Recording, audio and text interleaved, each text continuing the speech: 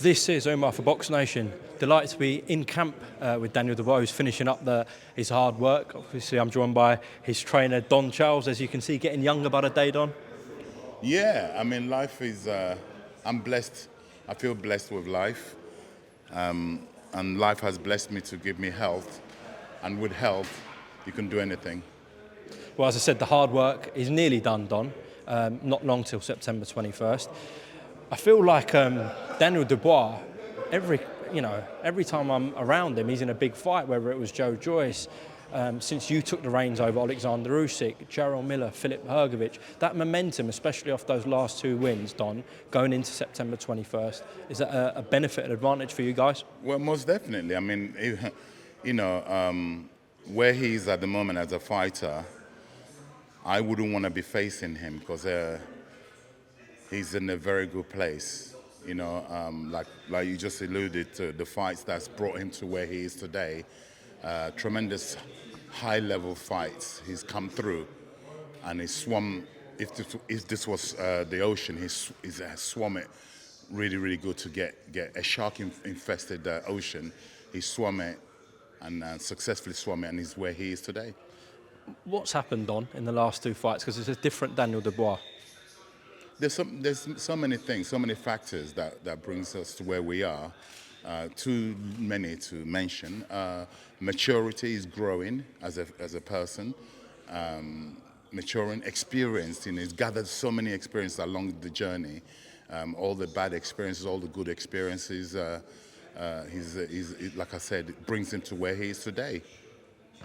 Well, it's been an incredible job you've done. I know Daniel's a fighter, and ultimately he's got to do it in the ring. He's alone with another man in the ring, but I think everyone can see the work you've done, and his father brought you in for a reason, and it's clearly paying off, Don. Most definitely. I feel blessed. I know they feel they're blessed too, the father and the son, and God put us together. That's the way, because it was never the plan. If you ask them, it wasn't their plan to come to me. It's just the way the universe works. They find themselves joining me, and like I said, I feel blessed. I feel privileged, but it's not enough being blessed and privileged. I have to make good of it, and I'm the type of character. If you give me something and I recognize it, I've always been able to, even away from boxing, I've always been able to turn anything you give into my hands, recognize it, appreciate it, and make good of it. You've clearly been a blessing for him, but for yourself, someone who's been around the sport for so long, and especially with heavyweight fighters, and you've had so many ups and downs in your journey, especially with Derek Chisora, of course, and it was always nearly with Derek. Do you think Daniel's been a blessing for yourself as well? Well, most definitely. It's there for all to see. And I'm a strong believer in destiny. I'll never shy away from that. Derek Chisora, he brought me into the sport, and he tried his best. We tried our best to cross that line, to be crowned world champion. We never quite did it. And God said, the universe said, I'm going to present you a young man in the name of Daniel Dubois. And we did it. We did it. I mean, sometimes I have to pinch myself, I'm sitting here talking to you, Umar. And I remember when you came into the industry, and I always say to you off camera, I'm so proud of what you've gone and done, you'll confirm it takes hard work. You've had to work hard at your craft I see you everywhere, Riyadh, wherever there's a big fight, you're there. Because you don't just get given things, you earn it, you grind it out, and I'm proud of you. And going back to myself, like I said, I feel privileged, I feel blessed, and yeah. Thank you very much, Dom. You said at the start of this interview, it's a very dangerous time to fight Daniel Dubois, very clear to see that. Would you say it's a very dangerous time to fight Anthony Joshua as well? Yes, most definitely, because again, he's on a resurgence in the sense that he's had his adversities in the past and he's managed to conquer them and finds himself again where he's now challenging to try and attempt to become a three-time world champion. You've got to admire that. Okay, what have you made of his last 4 performances? He's come off 4 wins. He's gone in there and he's won. That's what he's supposed to do, win. He's won. Okay. You know him very well, though, don't you, Don? Yes, we know each other very well. And again, this is when I say I'm not a hard man, I'm not known as a hard man. I'm a tough guy, I can fight, but I'm not like a guy who walks around like, aggressively. It's not my nature. And, it's unfortunate, I use the word unfortunate, that I'm training somebody who has to be in the way for Anthony to try and accomplish his dream. He's already successful anyway, Anthony, he really is, okay? But he's also in our way, my way, Daniel's way of trying to achieve and retain our title. We too have a dream. We have a desire. Daniel has a desire to become an undisputed heavyweight boxing champion. Okay, he's won the belt, and he wants to keep his belt. Like I said, unfortunately, I'm training a young man in the name of Daniel Dubois to be able to face in someone who I'm very close to, who wants to achieve their dream. So it's kind of there is that emotion involvement, but I have to put emotions to one side for this fight and get the job done, then reopen the emotion side of me. Anthony, a gold medalist at the Olympics, two-time world champion, walked out at Wembley Stadium against Povetkin, Klitschko, Parker and Takam at Millennium Stadium in Cardiff. This is second nature to him. Why does this young man, I know he's been in massive fights before, but this is Wembley Stadium, 97,000 people against one of the biggest stars in the sport. Why does this young man beat Anthony Joshua? Because it's Wembley, and there's a boxing ring that resembles this boxing ring in the middle of it. Okay, so nothing changes. It's a traveling ring.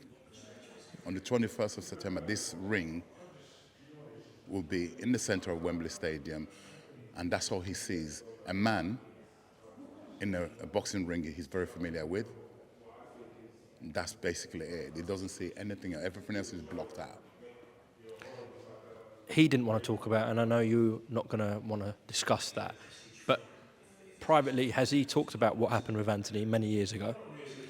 It's not, I wasn't around then, I wasn't his coach. Obviously, I've heard, like everybody else has, online. No, he doesn't talk about it, and it's actually not something that's discussed in the gym. There's no need. That was, whatever happened, I wasn't there, so I couldn't tell you this happened or this. So I'm not at liberty to comment further on that. And it's definitely, we don't speak about it in the gym. Not because it's the unspoken. No one really brings that subject up because it's not important. Yeah, I'm just asking that maybe you could draw some confidence from that, but...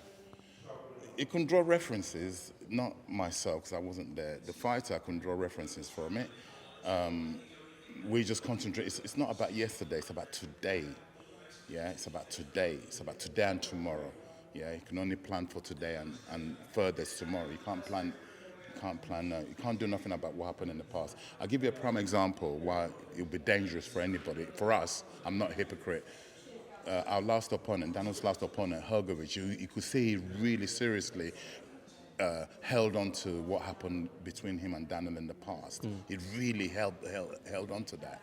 He had this arrogant swagger about him because he was so sure that, yeah, he's going to replicate whatever may have happened in the past. So don't hold on to the past. Be present. It's about the present. It's about today. Talking about the Hrgović fight, a fantastic win because he was such a avoided heavyweight. No one really mentioned his name. He went and broke his spirit, but he had to walk through hell, really, the first few rounds. Took so many right hands, Don. Is that something clearly you have to be wary of against Anthony Joshua? Well, I'd be a stupid, dumb fool if I said, no, we don't have to. Of course we are. I mean, Jesus. Yeah, it's so obvious, so that, yes, we've taken care of that. But there is no fear in this camp of Anthony Joshua. Fear? How can I start? Fear, we don't fear anything. The fighter doesn't, and the team, we don't. We fear God, and that's it. Absolutely. Anthony, being one of the biggest stars in the sport, constantly gets scrutinised. Something that is much discussed, probably since the Klitschko fight, moreover since the Andy Ruiz fight in New York, is about his chin. And we know how hard Daniel hits. Any heavyweight I speak to say his power is different. Do you think his chin is questionable, Anthony's? We will ask questions on the 21st, and Daniel Dubois will, then I'll answer you. I think that will sort of answer it. So it's one of those questions, no matter what I say sitting here, it's irrelevant. On the 21st, we will ask those questions. I'm sure you will. Would you say these are the two most devastating fighters in the division? 100%, without a shadow of a doubt, yes. That makes for an unbelievably exciting prospect there. I really believe so, yeah.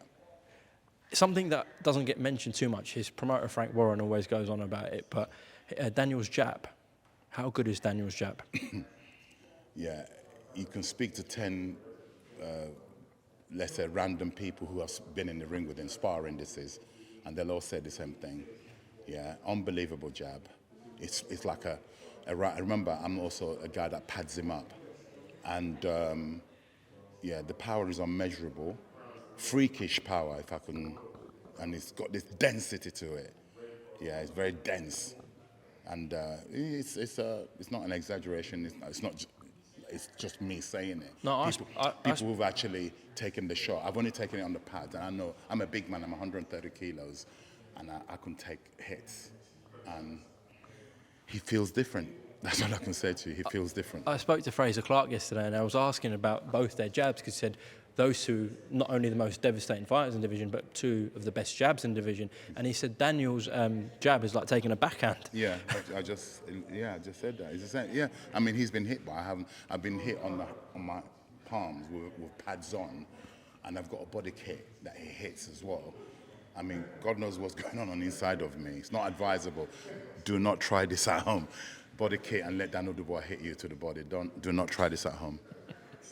And a very good body puncher as well, Daniel Dubois. Most definitely. He's got a variety. He's one of the few heavyweights that can go upstairs, downstairs, whenever he wants to. And that's the way we train. And you believe that, I know it'll be answered on September 21st, but speaking beforehand, you believe he edges Anthony Joshua in every single attribute? Pardon me? You believe he edges Anthony Joshua in every single department attribute? No, I didn't say that, no. Okay. There are parts. I'm a very honest man. We know the areas, and I'm not going to tell you. Of course. We know the areas that Anthony scores high, and we score high in a lot of areas as well. And we need to make sure that the areas that Anthony scores high, we have to reduce those high scores. I'm sure. Like everyone's saying about yourself and Daniel being a great partnership, and it's really worked. Everyone's saying the same about Anthony and Ben Davison. What have you made of that? What is there to make of it? Do you think he's improved under Ben? Most definitely. He's there for everybody to see. Most definitely. He's winning. Yeah? The same way. I can't say, oh, Daniel's improved because he's training with me. I have to acknowledge, I've always done so. All the previous coaches, they've always played a part. I always treat this like a relay, 4x4, 6x6, whatever you may label our one in this case. What am I? Daniel Dubois' fourth professional coach. So he's actually a 4x4 relay. They've run their leg very good, because had they not been successful running their leg, I wouldn't get that baton.